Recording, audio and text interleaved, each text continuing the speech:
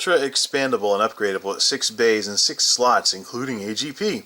Intel Celeron processor, 400 MHz, 96 megs SD RAM memory, extra large 9.6 gig hard drive, one-touch multimedia keyboard, 32-speed max CD-ROM drive, high-velocity V90 56K modem, 8 meg ATI Rage Pro Turbo graphics with AGP slot for future upgrades, 2 USB ports for easy plug-and-play, premium Polk Audio stereo speakers with PowerPort technology, certified year 2000 compliant by HP and the NSTL, patent pending, expanding possibilities. Oh, and Hewlett-Packard is actually spelled out instead of just HP.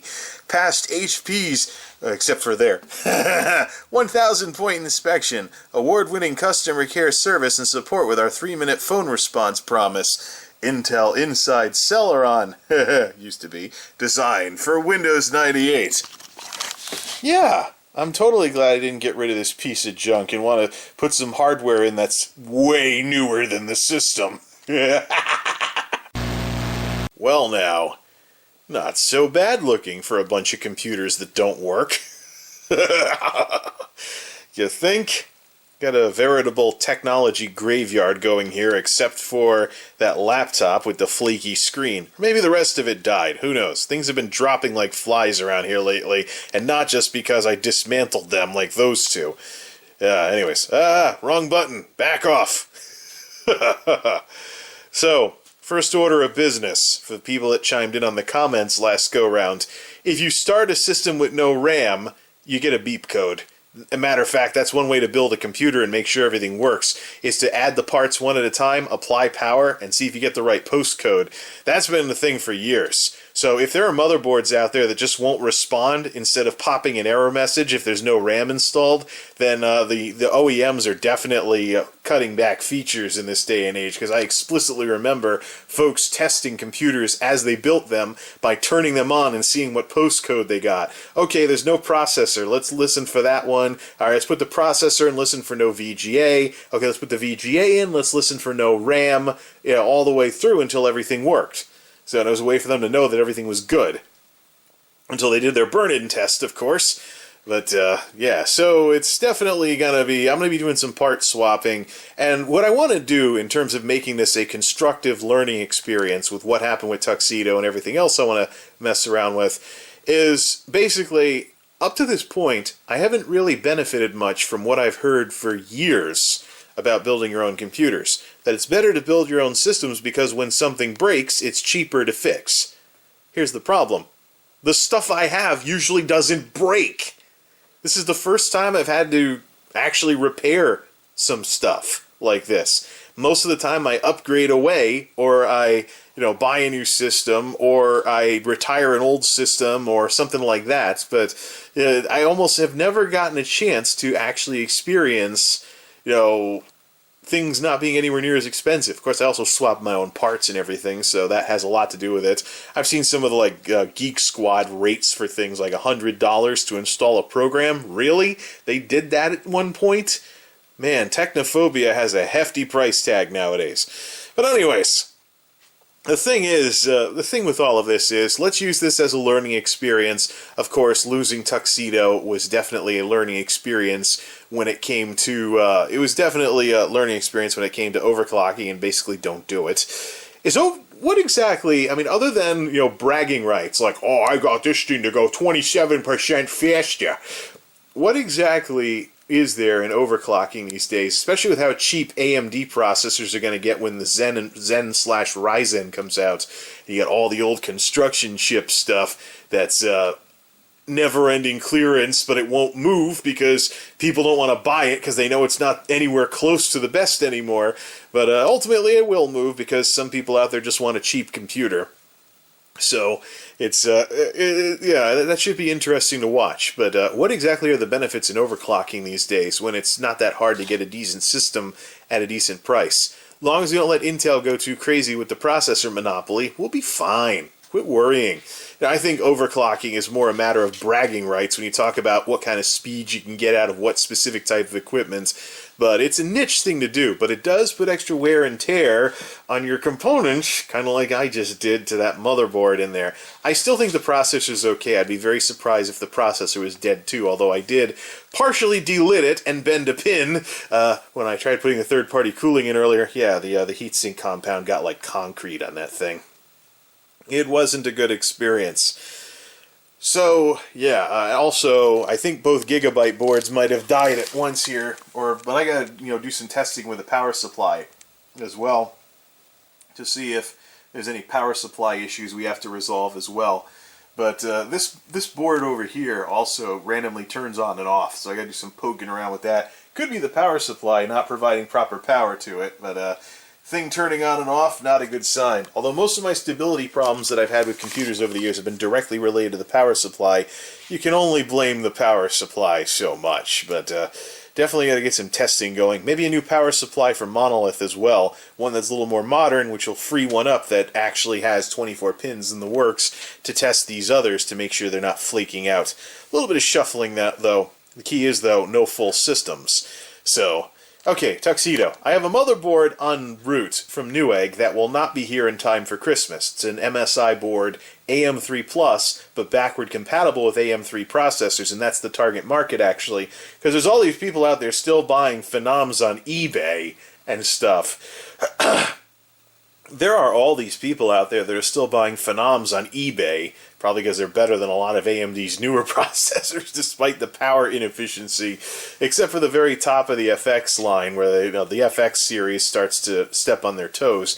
But it's really, that's why that chip has such a decent-sized second-hand market. So I want to burn mine out, though, because I don't want to sell it. I've partially delidded it and bent some pins and had to carefully bend them back in order to even keep using the processor. So I don't think it's very good eBay material. If we have to, we'll put we'll get some kind of thing with high voltage and zap the thing or something. But there's an MSI motherboard that's backward compatible with AM3. If the processor is dead too, and not just the motherboard, although I seriously think it's just the Gigabyte board that I was using in this thing, if the processor is dead too, we can take our pick from the AM3 chips out there. But the thing is, nothing I buy is going to make any of these computers competitive with Monolith. It can't happen. The silicon's just not there. I'd have to build another i7, which I don't really want to do because i7 is about to get upstaged by Ryzen, and Intel's about to have to do an about-face because of Ryzen. That's something I'm keeping an eye on as well. Ultimately, I think what I'm going to end up doing is, after I get Tuxedo up and running, it'll have a better processor. It can go back to being a secondary system, but it'll run Windows 7 instead of Windows 10, because we lost the license for that with the motherboard. But I did manage to successfully get the Win 7 installer to install on the Silver Bullet, but I'm not interested in keeping the Silver Bullet the way it is, so I'm going to nuke everything on that and start over as well. If we can fix the problem that this thing's having where it randomly turns on and off, maybe I lost both Gigabyte boards at once, who knows? But anyways, so yeah, we got an MSI board with backward compatibility with regular AM3 to see if the Phenom still works, otherwise buy a processor. Nothing too expensive either. It's going to be a secondary system, might be mostly used for music, and we'll load the old sound card in there and the works and things like that. But ultimately, Tuxedo's future is as a Linux machine. That's the kicker with all of this. Tuxedo's future is as a Linux machine. Hence the name, Tux, Tuxedo, da-da-da-da. Tuxedo's future is as a Linux machine. Ultimately, I want to refurbish the Silver Bullet as my secondary system because of all the nostalgia of it being my college computer and things along those lines. Plus, today's chips won't be hurt so much by the limitations of the 80mm fans because they run a lot cooler than the old Pentium 4s and the old Athlons did back in this thing's day. I seriously think that I could make a system that was quiet with 80mm fans, despite the 80mm fans and horrible cooling, and was still perfectly usable as a mobile gaming rig. That's the unique challenge that I would like to take with the Silver Bullet in the years to come, is getting past its limitations to make a really nice nostalgia box that plays games, even if it has to play them on medium or something along those lines. That'll be an interesting engineering project in and of itself. But ultimately, what's going into Tuxedo is going to stay there, at least until the processor dies, if I haven't killed it already. It'll ultimately end up as a Linux machine. What I ultimately want on secondary duty is the Silver Bullet, because of its nostalgia and things like that. How's that going to happen? Well, I'm keeping an eye on the Ryzen. Now, you know, because of the instabilities of Tuxedo last summer, I had to make some harsh, rash decisions that I otherwise would not have made with Monolith. So we have like an i7 and a non-overclocking board, and heck, it's an i7 in the first place and not something AMD. So, but I wanted a good system, I wanted a stable system, and I wanted an efficient system. But the flakiness of this thing made it really not all that good at any of that. So, because I didn't know when this thing was going to die, I was a little bit rushed, so to speak, with Monolith. Some people have given me some feedback for that. Oh, macro ATX board, B chipset on an i7 Skylake K series, what's your problem? What? You mean besides the non-K Skylake being 3.4 gigahertz and the K Skylake being 4 gigahertz, even without any overclocking? Yes, by all means, I will pay Intel $20 to overclock 400 megahertz. That's better than I ever got out of this thing. So, unless the regular non-Ks are underclocked, but I'd have to read some official documentation on that before I'd believe it. That's probably the sort of thing that's ripe for conspiracy theories. But that's the ultimate objective here. Linux on this. Goofing around with Linux on Tuxedo. The name makes sense and everything. Silver Bullet becomes the secondary system with the i7 Skylake. Strange as that may sound. I'm laughing it up. Oh, ha, ha, ha, ha. I'm going to have an i7 Skylake as my secondary system. Really? A 6700K? But the Ryzen may very well do that. I just got to watch the pricing. I have reason to believe that AMD is going to try and make back their R&D money on early adopters like, you know, every other tech company out there, so I don't think the prices are going to be all that great while it's a hot new product. But I will be keeping an eye on the Ryzen, price, performance, wattage, the works, the whole package. And ultimately, the Silver Bullet will be on secondary duty, and the stuff that's in it will go maybe to one of these two. Likewise with the 2005 system. 2005 system might be a good experiment in Fossil to get that up and running ASAP. But I just gotta sort out my little power supply issue. There are some holiday humbug specials for power supplies still floating around out there, so I might consider one of those. I even saw an 80 plus gold, 500 something watt for like $60 or something. So, might consider that if it can power Monolith correctly. Although Monolith really doesn't need a ton of wattage. Everything's just getting more and more power efficient. I think the days of big desktop gaming computers doubling as space heaters is coming to an end. I say this because the hot Athlon 2000 that I used to have in the Silver Bullet would, the fans would be going, rooms would heat up as I was using this thing, slowly but surely. I'd actually have to open the door to let some of the heat out. So, it's... Especially with some of the power supplies I've seen out there when they're running full blast, things can get pretty hot. So, yeah, that's the road forward with all of this. Ultimately, this will be a Linux machine, but for now, I need a secondary system in case something happens to Monolith. So I'm not sent back to portables, which is not a good situation to be in. So probably Windows 7 to start, and then I'll remove the OS when I switch this thing over to Linux. Now I gotta figure out what's going on with this thing. Why does it keep randomly turning itself off 5 seconds after I turn it on? Might be a power supply thing, or I might have lost both Gigabyte boards in one fell swoop.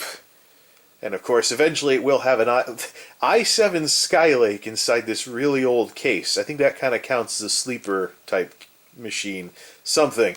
But yeah, this isn't that bad of a case. It's aluminum too, so it's not heavy compared to that thing.